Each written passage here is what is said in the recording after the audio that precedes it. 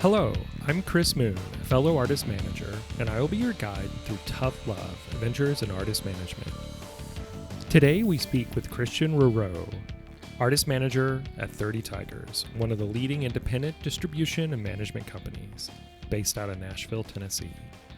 Christian started out as a journalist major at NYU, spent some time fronting a band before settling down in Nashville and landing at 30 Tigers. Like so many others, artist management wasn't his career path of choice, as much as an opportunity that presented itself. Without further ado, here's my conversation with Christian. My name is Christian Roreau. I work at 30 Tigers, and I manage Trampled by Turtles and Early Eyes. Thanks, Christian, for taking time to chat with me today. Absolutely. I was thinking about this the other day, like when did our paths first cross? I want to say was it through Noise Trade or was it before that? I think it was through Noise Trade. Were we living in Nashville at the same time? I was there from 2006 to 2009. Oh, okay. And I don't know if maybe we might have crossed paths then. We probably did at some point, yeah. And then I think we reconnected through Noise Trade. Right. I remember specifically having a conversation with you a couple of years ago at the top of the year about the importance of, or your viewpoint and perspective on the importance of email addresses for developing artists. You put very eloquently that it's great to get playlisted on Spotify. It's great to have that kind of exposure, but it doesn't really always equate to the next steps in an artist's career as far as like figuring out touring and other opportunities. Yes, those email addresses are a wonderful thing. Yeah, get them all. Yeah. So I mean, unfortunately, email is just still that currency. It hasn't really changed. Yeah, I mean, with Trampled, I mean, I think we have like 60,000 list, wow. 60,000 email subscribers. So it's anytime kind of pick and choose our battles with when we send. But always see an uptick in ticket sales, merch sales, little streams here and there. So it's definitely a great way to engage. Right. Yeah. It's the most direct way for a fan to raise their hand and say, hey, I'd like to hear from you, Yes, absolutely. And there's nothing that's really superseded that so far. Where to start? Well, let's go back to the beginning. What was your first little entry point into working in the music industry? How did you? Everybody's path's always different, so I always love kind of hearing that history. Yeah, I mean, so I've been obsessed with music since I was a little kid, but I never realized that was like a possible career path. So when I started doing the college thing, I went to pursue journalism, and I went to NYU in Manhattan. And while I was there, I was going through my journalism studies, which was great. But I sort of like, as I was going through the program, I was kind of like, I'm not sure if this is really for me. But all along, I was interning at tons of different places. So like PR agencies and just assorted like music marketing gigs. And I was just interning at all these things in the music industry. And then my senior year, I got kind of called like a glorified internship. It was called the college rep program for a big distributor at the time, BMG. And, you get a little stipend, a monthly stipend. And I don't know if there was some other pay in there, but you actually have duties and you have reports. So it's not, you actually, and you report to stuff. So you're kind of like a junior member of the staff. Glorified intern. And then, so I did that my senior year in Manhattan. And then when I graduated, they hired me to be a field rep. And the field rep position was you have a territory of record stores and you go in and you're sort of promoting all the BMG artists to the stores, the Sam Goodies at the time, the Tower Records, all that kind of stuff. And you're going in there and you're like, hey, this is what we have. This is our label's priority. Can we get some like prime positioning there, like display positioning? And, you take inventories and you give them in-store play copies and just sort of just talk about your artists and invite them to shows and that. So I started in like a Central and South Jersey territory, and then they moved me up to North Jersey territory after a couple, a little bit. And then they moved me into Manhattan, the more high profile thing. And then, so I was doing that for, I think I was there probably like 7 years actually. Oh, wow. And this is like the late 90s. I graduated college in 98. So this is like the late 90s, early 2000s, like, one of the peak and probably one of the Right. peaks in the record industry. I mean, and and BMG had like Britney Spears, Backstreet Boys, NSYNC, uh, drawing a blank. I mean, Dave P, Matthews. P Yeah. Diddy, Dave Matthews, yeah, P Uh, Diddy was huge at the time. I mean, they were R. Kelly. I mean, they were just massive. I mean, there was one week where we had the numbers 1 through 6 records in the top 10, and everybody was doing great. So that was a pretty great way to sort of my first sort of step in the music industry as a early 20s, little nugget yeah. running around New York City, and sort of like cutting my teeth in that way and getting to know the business. So that's how I started Yeah. from That's there. that's Yeah. awesome. I used to work for a small little independent label called Sponge Bath Records in Murfreesboro, Tennessee, and they put out a band Okay. called Self in, I think it would have been 96, 97. So I knew that program really well. We The worked, college rep program. yeah, we worked. I worked specifically really closely with a lot of those reps Oh in the yeah. marketing role I did there. So, and yeah, when retail was so predominant during that time period, as you mentioned, that was a crucial piece of the puzzle. That was like boots on the ground, actually selling tangible physical records. Yeah. Um, and, Yeah. that was the connection, I guess, between like MTV video play and radio play and actually driving somebody into a store and spending money. So having all that, 100%.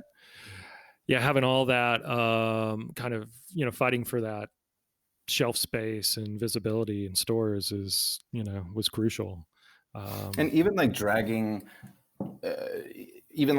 a sort of, let's say, store manager, a retail store manager or something, like out to a show, like, hey, we really believe in this band, like, come, let's get dinner before and come to this gig with us, and then just have a night. And then sometimes that's a way to really like connect the dots with an artist, with someone, and then they would go back to their store and then just suggest that artist to their customers and to their store and play it in store. So it all worked. It was a wonderful sort of system while it lasted, and then it kind Right. of went away. Right. What's the modern equivalent to that now? I wonder. I can't even.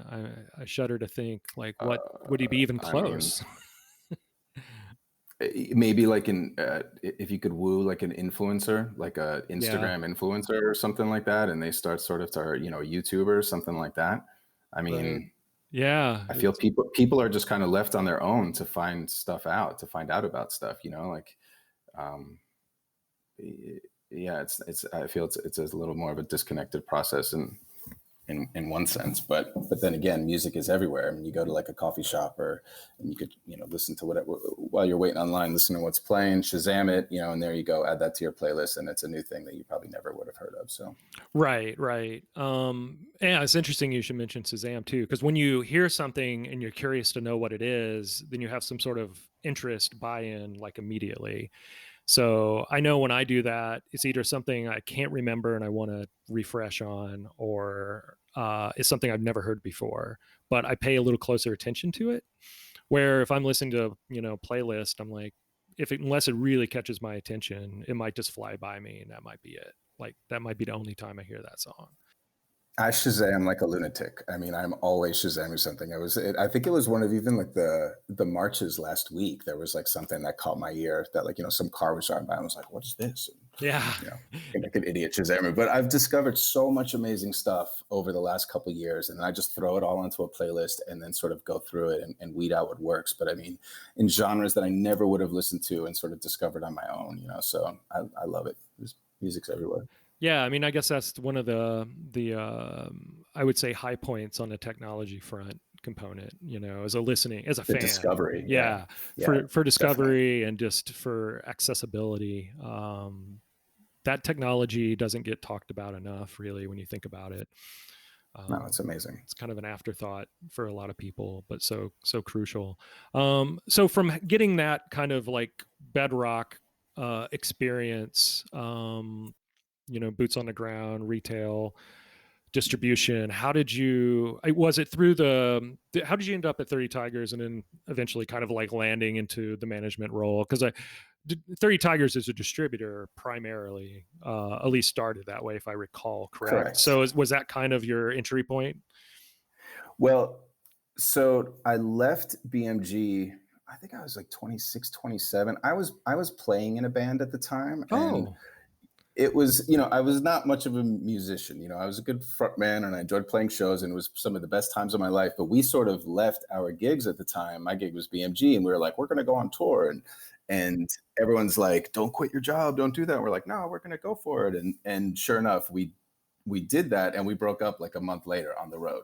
So then I was like, all right, well, what am I going to do now? So I had a little bit of money saved up, and I just kind of started traveling, and I kind of got into this, like, just a bit of a free form sort of lifestyle. And I was just picking up various marketing gigs, and I was doing some stuff for like concrete marketing at the time for a while. And then I got into this odd film festival circuit with this just a gig that I sort of picked up, and I would go around, to various film festivals on site and stay with this dude who would set up the box office operation for these film festivals. And it would take us to like super cool, go to like Bermuda for a month, go to Newport Beach for a month, just like really interesting places. And that gig was going well. And then the guy just disappeared on me, and he owed me a bunch of money, and just like that gig just stopped. And I had to go through this whole lawsuit, and it was just a mess for a little while there. So that just kind of ended abruptly. I was like, all right, what am I going to do now? So I was based around New York at the time, and I'd always kind of wanted to. LA was always kind of in the back burner. It's just a city that I've always been sort of fascinated with, and I kind of wanted to move there, maybe get a change of scene. But there was something, this is like 2006 at this point, there was something bubbling about Nashville at that time. mm-hmm. And I had been to Nashville just when my band was touring through there. We played like Murfreesboro or something, not even like proper Nashville, but just kind of around there.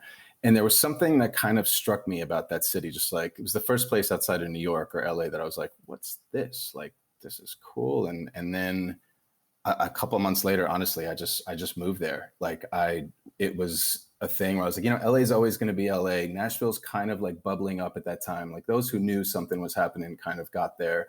And so I was like, I'll just rent a room and kind of see what happens. I didn't know a soul down there. I didn't have any friends. I didn't have any work prospects. And all the people in the music industry up north were like, don't move there. Like they even connected me with some people in Nashville, and the people in Nashville were like, don't move here. There's no work. Like it's a small town. Yeah. And they were right. But I was like, I'm going to go anyway. And so I moved to Nashville. I rented a house. I rented a room in a house with some rando and just plopped myself there. And then right when I moved down there, a bunch of music industry friends from New York came down to visit me. And one of them was working for Red Distribution at the time, mm-hmm. and 30 Tigers was a client of Red Distribution. And she was like, let's just go, I don't know if 30 Tigers was having an event or something, or like, let's just go and say hi. So in just kind of quickly in passing, I met Nancy Quinn, who's now the GM of 30 Tigers. And we just, my friend was like, hey, Christian just moved to town. If you hear of anything, keep in mind. So Nancy and I quickly exchanged info and didn't hear anything back for a little bit. It was a very sort of in passing thing. And all those people that told me not to move to town because there's no work were totally right. I mean, there was no jobs. So thankfully I had a little bit of money saved. So I was picking up little sort of marketing gigs, but I was definitely just kind of hanging for a while and just, meeting people and just exploring Nashville really. And then probably like a month and a half, almost 2 months in, I got an email, I think, from Nancy, like, hey, we're hiring this position. Would you be interested in coming in? So I went for an interview, and it was an indie retail. It was like an indie retail position. So it was something that I'd be familiar with. You mm-hmm. concentrate on a territory of record stores. It wasn't a gig on the road. So it was all, phone, email, that kind of thing. But it was something I was familiar with. So I interviewed for that, and then I got the gig, and this was probably like, I think I got that maybe like early December. And they were like, we're going to shut down soon. Just come back in January. So I was like, all right, great. So it's another month of just kind of, getting drinks, and then I started. So January of 2017 is when I started. And that's when at the company, there was maybe, it was a small company then. It was maybe like 8 of us or so. And, very developing artists, but it was just this cool little company that David Macias, the president, sort of had this idea. And he was just, I think by that point, they were probably a company for like 4 or 5 years, something like that. And then we just started working, and things just started growing, and the clients sort of just started growing. And I think, if I recall, one of the company's first success, at least when I was on board, was the Avett Brothers with their Emotionalism record. Right. So that was a pretty cool time for those guys. And then they went on with Rick Rubin after that. But that was fun to be involved in that project and see those guys rise. Yeah. And yeah, so I was doing indie retail stuff. So by that point, I was in a groove, 30 Tigers, meeting lots of stuff, getting a bit more sort of in the Nashville sort of music industry, being out more in shows and that kind of thing. And then I was out one night, I think it was at the 5 Spot in East Nashville, and a friend of mine's, a new friend in Nashville's, his friends from Atlanta were coming, who were in a band. They were coming to play the 5 Spot, so I went with him. And I was so blown away by this band, like totally blown away by this band, so excited. And I didn't know what to do with my feelings. And then I was like I think I was telling Tracy Thomas at 30 Tigers, and I was telling her about it. She's like, well, you should manage them. And I was like, manage them? Like, what is that? I've always been, especially at BMG, this massive global corporation. I was a cog in a wheel. There wasn't really that much. You would interact with artists when there were like in-store events or that kind of thing, but there wasn't much interaction with management. There was, the artists were a very far removed thing. So it just never really seemed like it was a world I was just unfamiliar with. So it was suggested to manage them. And then, so I had to figure out what management was. So I kind of did a little homework, and then I convinced this band to let me manage them. And they were called Warm in the Wake, out of Atlanta. I mean, still the music they put out, it was just an EP in this record at the time. Just so good. I love that band. And then so David at 30 Tigers allowed me to sort of do that in tandem with my regular indie retail duties. So I was doing that for a little bit, and I just really enjoyed the management aspect of it. They were a completely developing band, super baby band. But it was fun to me. It was almost like a puzzle, just trying to figure out the puzzle, like solve the puzzle, and just like little, nothing sort of huge was coming in, but you send an email to someone and they put you on some show, or they give you some support, like that kind of stuff was like super gratifying to me and super fun to try and figure that kind of stuff out. So I was doing a lot of that. And though that band eventually, I believe, just kind of stopped. They didn't break up. I don't think they just kind of stopped for whatever was sort of going on. Just kind of like stopped playing around, playing around town and stuff. But by that point, David Macias asked me if I would join in co-managing an artist called Elizabeth Cook, a country artist, and then this sort of and a girl called Amy Levere out of Memphis, who is like a Americana singer, songwriter, upright bass player. And he just asked if I wanted to join those projects with him. So then, I just further sort of started just doing stuff in management with that. And we were having our successes here and there and moving the rock up the hill, or the ball up the hill, whatever. Right. And so it was good. I just really enjoyed it. And I got to travel some. Like, I was definitely a bit of a rambling man at the time. And, being 30 Tigers was my first office gig, so to speak. And okay. Especially coming at that time, I mentioned before, I was very free form, like I didn't really, in those 3 years after BMG, I mean, I was, how do I put this? I wasn't really like getting alarm clocks at 10 a.m., so to speak. Right. I mean, You weren't getting up and going to an office. Yeah. No, I was doing my own thing, and but so I remember the first day at 30 Tigers, I had to be there at like 9:30 in the morning, and like I hadn't seen that hour in quite a long time. And I remember getting there, and my head's like exploding, and I'm like, I can't do this. I'm gonna quit. I can't do it. Like, this is just too much. I mean, I was working for like IBM or something like that. Like, it was the most chill, beautiful, mellow office environment, but I'm like thinking I'm working for the man or something. And it was pretty funny. I got out of that. My habits changed.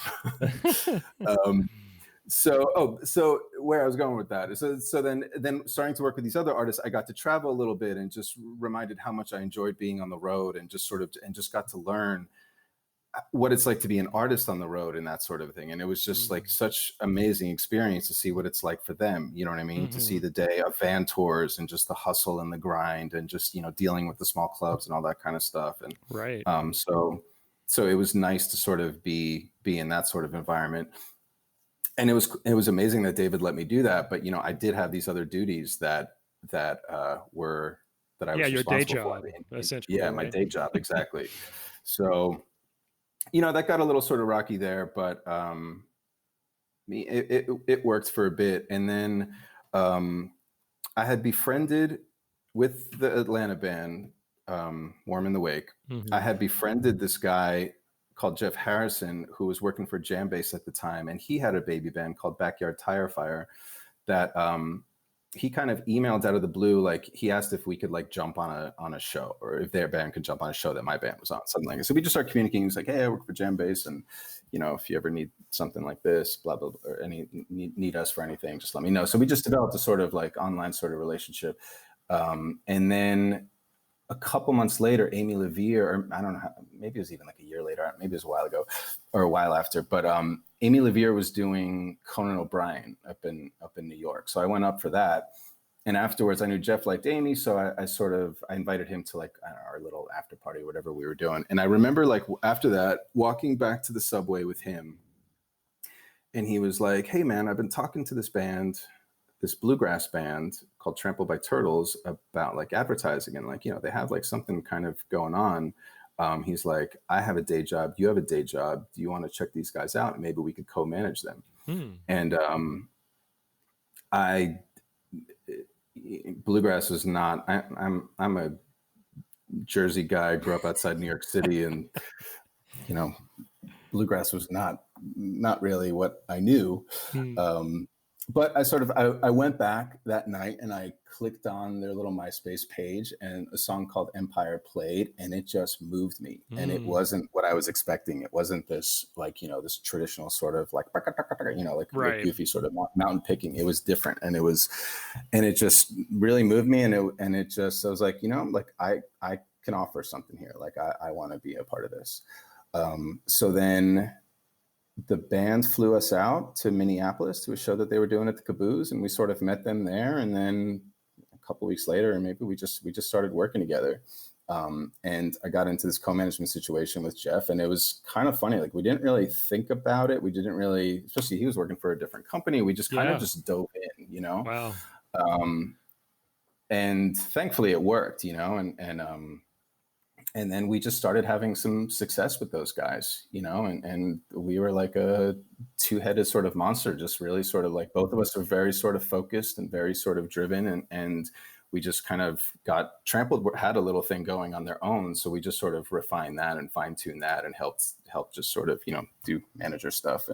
And things just kind of started moving along. And then they, soon after we started working, they recorded what came to be, this is 2009 when we started working with them. And then later that year, they recorded Palomino, which wound up kind of being like the record that really kind of put them on the map sort of nationally. Right. And then we released that April of 2010. And then from there, things just kind of started, snowballing like slowly and steadily. So. No, that's a fascinating story. Out of curiosity, going back a few steps, when you first started management, was there like a management division? Like, was David managing anybody, or how? Like, when did that kind of start at 30 Tigers in general? Because that's always kind of been the rule there, right? In a sense, like most people that have worked there kind of eventually dabble in management, but also have kind of a day job. That seems to be crossover, if I recall. If I recall correctly, in 2007. When like I came onto the distro side, and the distro team at the time was maybe like 5 people, but I think there were other managers, like, because I believe Nancy Quinn at the time was like just doing management. Oh, full-time. You're right. And I think Claire Armbruster was doing management full time, and like Tracy Thomas was there, but she was just doing publicity, so she wasn't even managing at the time. And I think there might have been another manager or two, or there definitely was a management roster, and David was involved in sort of all of it to some capacity. But the bulk of the company, I mean, now, and even back then. I mean, it's a distro company. Mm-hmm. It's a label services company, and that's what the company is. That's the main part of the company. Part of my tenure and around dancing around some of those timeframes, I was at Network Management in when they opened an office in Nashville in Okay. 2005 up until 2009. So about 4.5 years, and I was always fascinated by 30 Tigers because they very homespun esque out of a distribution company, always did management and label services before most people were doing label services, quite honestly, and especially in that kind of Nashville-esque kind of I wouldn't really say genre because it wasn't genre specific, but it was nobody was doing that out of Nashville in that capacity for 100, sure. 100%. I mean, at the time, the only companies that I knew that were even doing that, definitely in Nashville, 30 Tigers, I believe, was the only label services game in town at that Right. time. And then I knew at Red there was a company called MRI, Hmm. which was, I think, a division of Megaforce, but they had a more sort of like hard rock, heavy metal sort of like label services kind of vibe to them. But yeah, I think David was definitely sort of Yeah, ahead of the game there, but vision. Yeah, I don't know if visionary is the right word, but it's like, yeah, he definitely was ahead of the game. And the management thing, I mean, it was, if I recall correctly, it was a bit more defined then. I wasn't really involved in that then, but then I think some of those guys sort of like went away. Maybe some of those acts went away. And then like, Nancy Quinn, who was doing management full time there, she kind of, her duties, I believe, sort of went into more of like, helping David sort of, structure the company and back end kind of stuff and right. some project managing. And, so just there was basically everybody wore a lot of hats at those in the beginning days of 30 Tigers.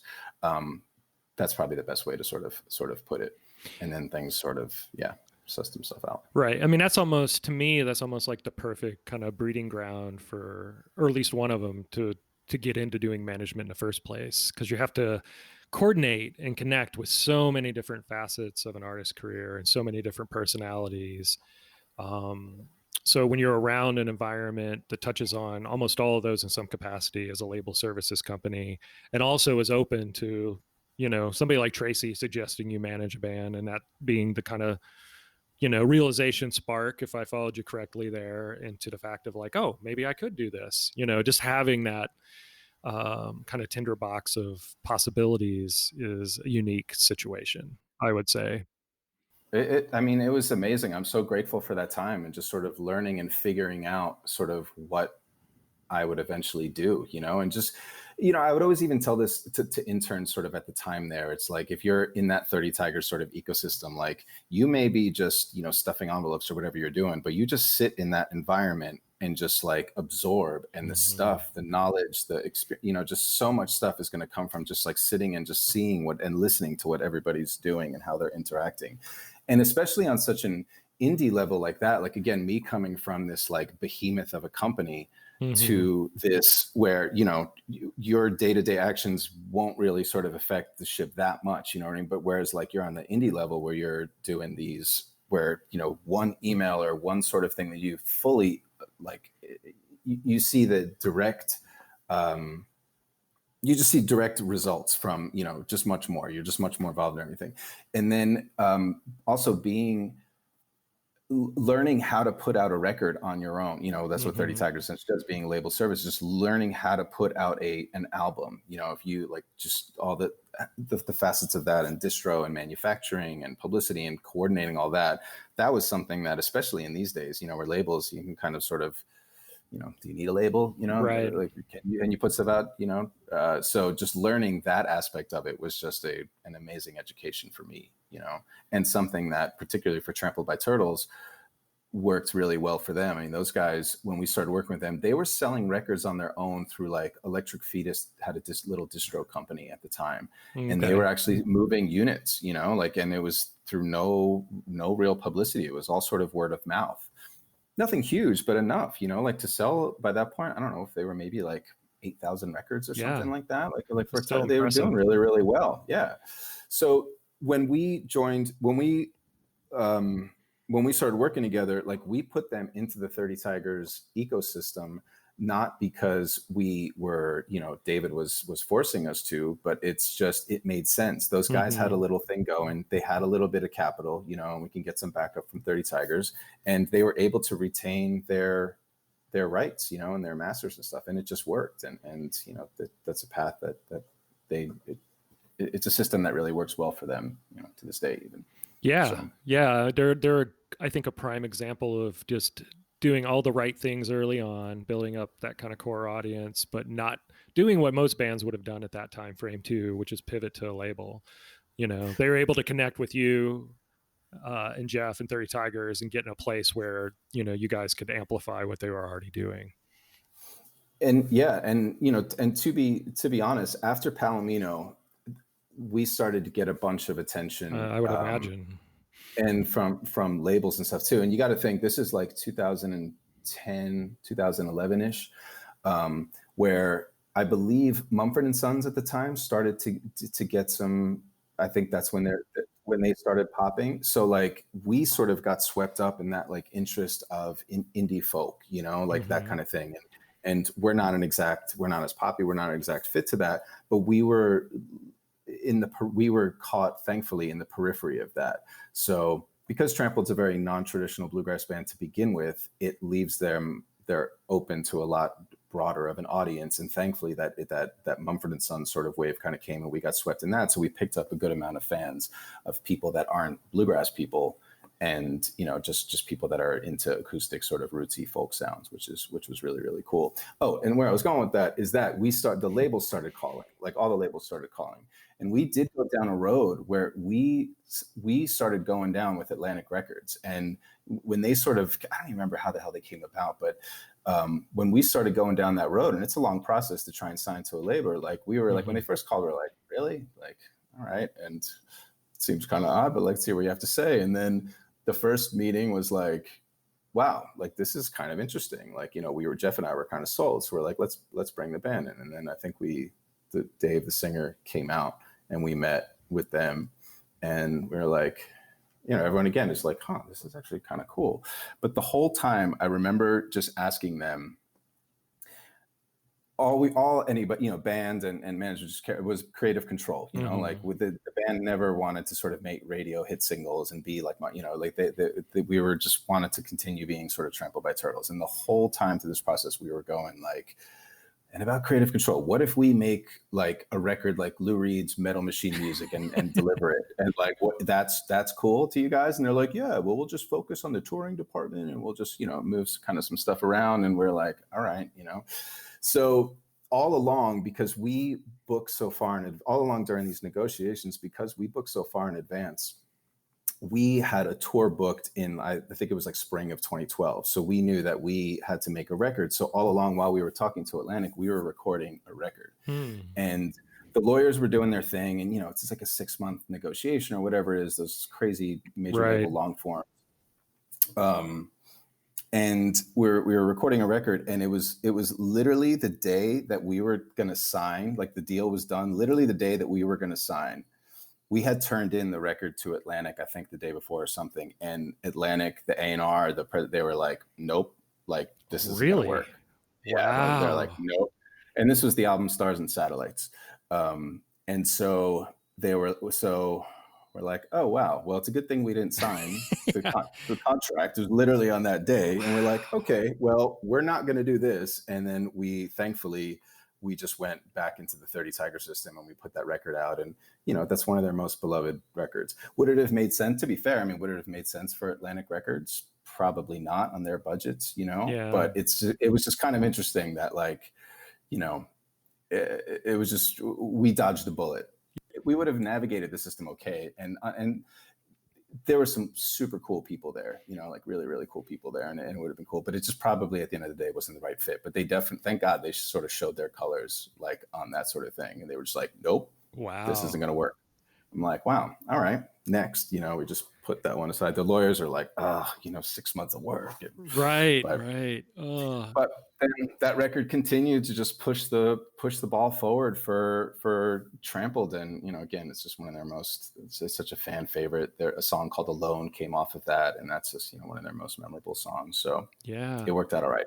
Yeah. It's really interesting because I would say somewhere around the end of the early 2000s, certainly up into that time frame, the early 2010s, it's like A&R kind of stopped. It was literally like people were looking around at major labels going, who has a following, who can we amplify and pull in and kind of ride the wave of. And I think Atlantic is an outlier. I mean, obviously, I remember when they signed Death Cab, that was a big deal. And I would argue and say they did really well with Death Cab and probably treated that and built their audience in a good way. But those are hard. Those are really hard situations to find. In a way. I mean, yeah, I think it's hard to say what that would have been, but I'm fascinated and kind of enlightened and endeared for the fact that they pulled the plug the way they did before you guys got stuck in a situation that could have been a different trajectory for you guys if they didn't believe in the record and you got stuck up in a situation that didn't allow it to shine and kind of soured over time. It's a fine line where a label comes into play. And at the time too, in sort of more relation to us, when the Ava brothers jumped to, I don't remember where Rick Rubin was, Columbia, American, maybe. Yeah, it was on American, but through Columbia, yeah. So it was definitely and that worked. And even just talking to their manager, like, I mean, that worked really, really well for those guys at that time. Yeah. But then also, like, to work in that system, the artist has to kind of play the game. And this isn't some knock on Trampled by Turtles, but I just don't know how much of the sort of like the game those guys would have, or even at the time really sort of wanted to play. So it's it worked out wonderfully. It really, really did. So yeah. No, that's a good perspective to have. I mean, quite often things that look like they're a stumbling block or a disappointment can be a blessing, and it's just hard to know as an artist and as a manager sometimes what those, points are and how to navigate them. I don't even think, I mean, I'm trying to think back at that time, but I mean, there was not a second of like, oh damn, or like lamenting or anything like that. I mean, we just went right into work mode. It's like, okay, this is done, next, yeah, because you've already done it.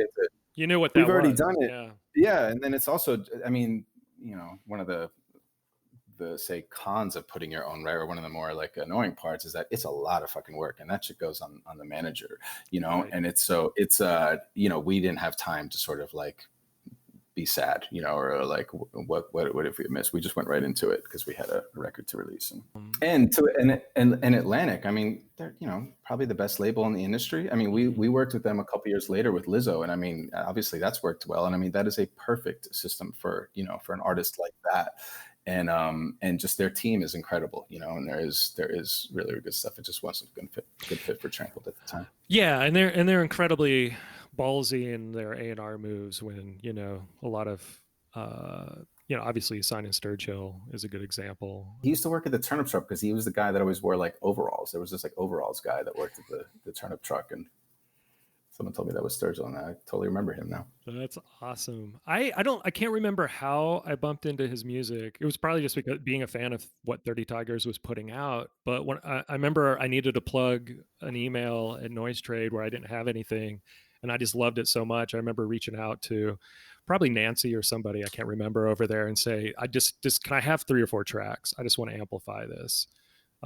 So we featured Sturgill like well before anybody was really paying much attention to him, out of the gate. And that was always a real, I mean, it was, for me at least, it was one of those times where I'm like, it reminded me of why I loved doing what I did, having an audience of over 1 million fans, music fans that I knew would react to this, that I could put something really cool that they'd not heard about in front of them. And I, and arguably probably something they weren't necessarily going to stumble into anywhere else, at least for a while, and see that reaction. That was always like the most fun element of that gig. I remember with Sturgill, I'd fully transitioned to management full time by this point. Whenever that Meta Sounds or Meta Metaphysics, whatever Yeah. that sort of like first sort of breakout record. Right. But before that one came out, Macias was at my place. We were in LA together, and he just plays me, I think, the video for Turtles All the Way Down or whatever. Mm-hmm. And I just flipped. I mean, I love all kinds of music, but my sort of home base is definitely a heavy metal, hard rock sort of base. But I just flipped for this song, and he gave me the record and flipped for the record so much so that Macias was like, oh, maybe he could open for Trampled on a couple dates or something. So I was like, usually the band picks that stuff, but I was like, yeah, let me sort of ask. And I just like went to bat, and I convinced the band, the agents, my co-manager at the time was like, dude, we got to take the Sturgill guy. We got to play these shows. And they're all like, what are you so psyched? Like, all right, like shut you up and throw him a bone and throw me a bone, not Sturgill. And so we did wind up like having him on some shows or like booked to set some shows. And then last minute he had to cancel, I think by that point, some things were sort of popping and he had some better opportunities and stuff, but it's that guy out of the gate. But yes, he went off to Atlantic, I think through the guy that we were talking to. I think Greg Nadell brought him sort of on there. Okay. So there was a little, that guy was Greg was definitely paying attention to what 30 Tigers was doing. Yeah, Greg was one of the few A&R people who'd reach out to me at Noise Trade and go, "Hey, what's going on with this? What is what's happening?" And it would go both ways. He sent me Vance Joy, and the first time I heard Riptide, I was like, "Oh my god, this is an amazing song." I mean, it's undeniable in a way that you don't hear all that often. Definitely. So I just remembered we didn't feature that song, but we featured Vance early on as well, and that kind of helped build a little bit of a groundswell for him before they took it to radio. But it is great when you start seeing when you get a chance to be on the inside enough to see little things like that pop, like you did with Sturgill. Like, and a lot of, quite often, it's not even, it's either it's an emotional reaction to a song and maybe the whole picture of an artist. If you get a chance to kind of spend a moment with them or see a little bit more, like you saw a video and that kind of like heightened it too. It's no different than being a fan. It's just you're on the inside enough that you and if you're attuned to that, sometimes you can kind of see where it might go. And that's actually a question I was curious to kind of ask you in a sense, like, what is that kind of spark? If you could somehow define that, like, what is that kind of spark that really gets you going with an artist? Like I always try to describe it as like, it's the thing that if I wake up in the middle of the night and I have an idea, that's when I know I should be working with somebody. Like I'm gonna, subconsciously think about this. But is there anything in particular that you stumble into that's kind of been consistent with the various artists you've had the opportunity to work with that kind of gives you some sort of guide? I think I think it plays a lot in this sort of like intangible sort of like magic stuff. It's kind of hard to sort of explain. I mean, there's a connection to something that there isn't. And I think for me, it starts musically, and there just has to be just something there that just moves me musically. And then soon after with that, like I have to meet the artist and I have to just vibe with them, because I have to like them, that's I have to vibe with that artist. Cause once I get to that, I'll do anything for them, but I have to feel a connection there, and I have to feel a respect and a love there. And then, it takes a second to build, but there just has to be some sort of a vibe out of the gate. So that's just very important to me. So yeah, it's just, I guess it's just pretty simple. It's just real connection sort of to the music, and then just sort of getting a vibe with just the flow, right. Convo. I think that's one of the harder things to articulate to somebody that is interested in doing artist management, like that kind of like combination of the, like you said, mutual respect and interest on maybe even like a personal level to some degree, but also having that visionary component with like, oh, I know what to do with this too. Like there's the business side, and then there's the fact that you have to have, I mean, you're so far under the hood and so far into it. There's so many emotions that go into it. It's just really hard to kind of like, I mean, maybe as a director, I don't know. I mean, it's hard to kind of even like envision like touch points that are similar in other areas where you have so much of like the hand holding emotional side of it and the business side working at the same time for it to usually work really well. I mean, I hear these managers that, like maybe someone like the guys that have been around for a lot longer than I have, that they are pretty good about disconnecting the personal from the business with management. You know what I mean? And I think I'm pretty good about that to an extent, but it's really it's really hard to sort of get to that point, how to not, you're so under the hood, as you said, to not get sort of personally sort of in there. I don't see how they sort of separate it, but, sometimes you have to have those tough conversations, and you have to, even though they might be your bro, you know what I mean? Like, you have to have those, like, you have to do your job, essentially. And let's not forget too, I mean, Messiah said this to me right when I was talking to Warm in the Wake, when I was like, hey, I really want to do this. And he was kind of just like, management's really hard. You're probably going to fail, and it's really hard to sort of make money. I mean, he wasn't saying that in sort of like, some super, he was just being realistic. And he's right. I mean, management is so hard. Like, let's never forget that, it's like, it is such a tough gig to get an artist off the ground and to actually start making money on it. I mean, it is so hard to find that sort of act that, actually connects. And it's a really, really tough gig. Yeah, absolutely. Yeah, I mean, it's a labor of love. I mean, it really is. It has to be, or otherwise it's too much like work. I mean, the work in and of itself is too hard if you don't love it. I remember, like, early on in the, like, when Jeff and I started working with Trampled, and, there was some stuff kind of brewing, but there were times where it's like, I'm laying awake at night looking at the ceiling and just like, what are you doing? Like, what am I doing? Like, what is this? We just like, we split like $150 commission check or something like that. You know what I mean? And it's just like just like those, you have those little sort of like moments of self-doubt, and it's, but you gotta go with your gut, and you just gotta stick with it if you believe it. But it is a hard gig. Yeah, it really is. Well, this kind of brings us to a good kind of a closure point. How do you define, both for yourself, but I guess in how you also kind of articulate it, in I guess come up with a bit of a joint understanding of with your artist's success? Because I mean, I think on the outside, a lot of people have a tendency, because it's a music business, or it's, I don't know, you're playing at a certain venue, or you have certain opportunities that are, I guess, visible. People have a tendency on the outside, to define success differently than I know a lot of folks do on the inside. So, beyond some of the more obvious components, like where do you find yourself in that kind of whirl of definition with your artist, and what kind of makes you feel like, oh, okay, this is good work, this is worthwhile? Well, I tend to run on the anxious side of things. So it's like, in the present, I'm usually in the sky's falling, everything's crazy. Oh my God, what are we doing? Right.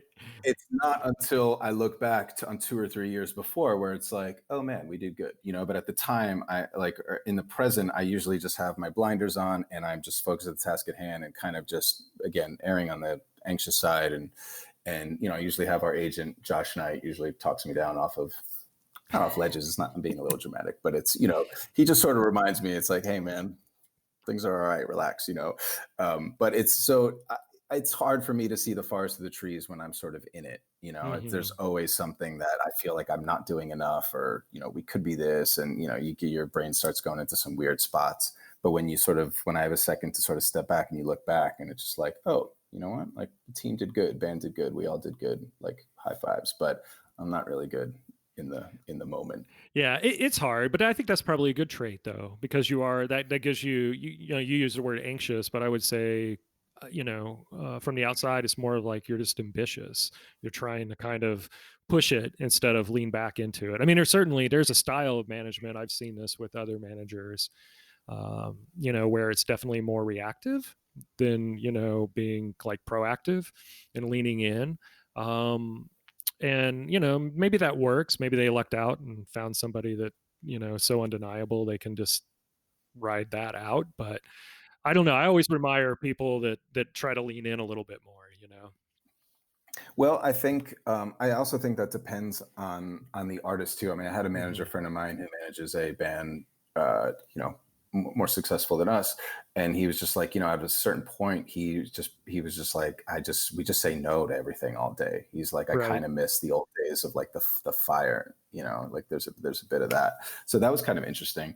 But I think it really depends on the artist. And a band like Trampled by Turtles, who, without a little sort of like massaging, for lack of a better word, like they would just be lumped into a bluegrass category, and like Right. that bluegrass section of the industry, like it's wonderful. There's a whole, infrastructure and ecosystem that sort of you could play, and there's festivals and there's fans and stuff. But because Trampled had a little sliver to sort of get out, we all as a team worked really hard to push the audience and push the band and like get them out of that. So like we can go on tour with bands that are not bluegrass bands, and we can play Lollapalooza, and we could play, they put us on the main stage of Coachella like a while back, you know what I mean? Like, so like to do that. So it's a fight. So, and with this band, even I've been with them 11 years, it's still a fight every day. Not in like because if you just sit back, you're just going to like, okay, let's just kick back and we'll play this certain, bluegrass festival circuit and, play to this. But like, we have to be really creative with touring. We have to be creative with marketing opportunities, and we have a chance with this band. So we have to fight, but it is a fight all the time to this day to convince people like, no, you should be paying attention to this band for this. It's not what you think. So Right. it definitely keeps you on your toes. Yeah. And the anxious side in me too, it also kind of works well for me, as working from home. I mean, I've been working from home during the pandemic, but I've also been working from home for the last 10 years now, I believe, a little longer. So you can't, especially as a manager, you can't just sit back and watch TV. Like you have to do stuff. You have to be disciplined during the day, especially when you're working from home. So my sort of anxiety about it, I think, definitely sort of keeps me on my toes. Yeah, it's a good trait. It's a good trait for sure. Well, thank you so much for taking the time to chat through all this. Absolutely, man. Thanks to our guest Christian, and thanks to you for allowing us to occupy your ear space today. I'd like to thank my friend Tony Miracle for both the theme music and graphics for Tough Love. If you get a chance, please rate us, follow us, and above all, share this podcast with all your friends and fellow music industry and artist communities. It takes a village. You can reach us at chris@anhedoniamanagement.com. That's CHRIS at ANHEDONIAMGMT.com. Be well, trip up, get back up, and let's learn as we go. Until next time.